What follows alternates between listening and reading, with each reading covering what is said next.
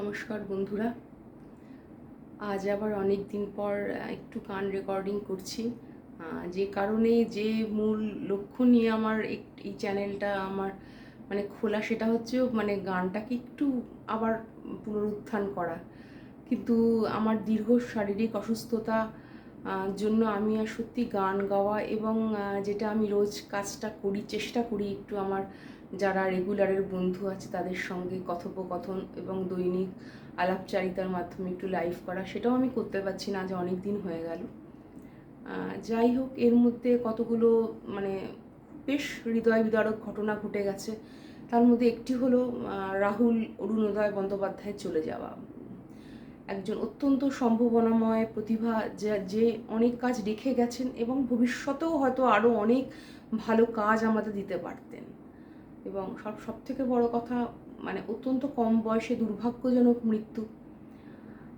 তার এই মৃত্যু শোক তার পরিবারের পক্ষে মেনে নেওয়াটা সত্যি অত্যন্ত কঠিন বিষয়, কিন্তু জীবন তো থমকে থাকে না, তাই আমাদের এইগুলোকে নিয়েই চলতে হয়।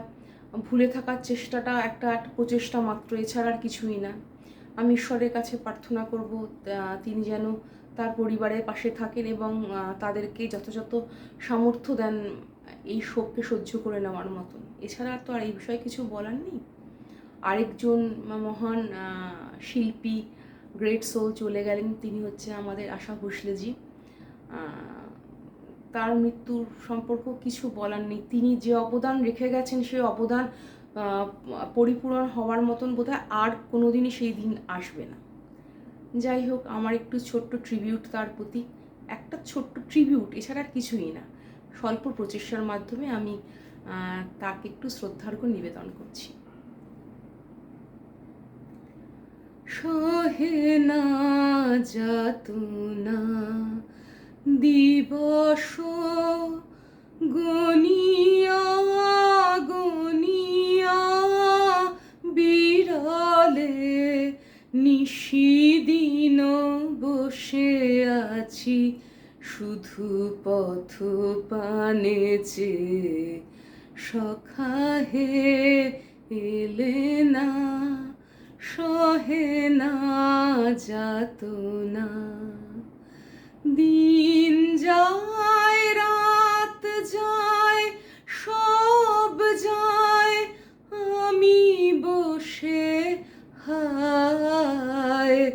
দেহে বল নাই, চোখে ঘুম নাই, শুকায়ে গিয়াছে আখি জল।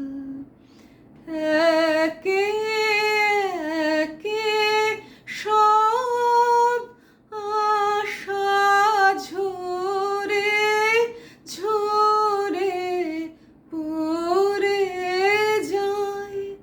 সহে না যাতনা দিবস গনিয়া গনিয়া বিরলে নিশিদিন বসে আছি শুধু পথ পানে চেয়ে।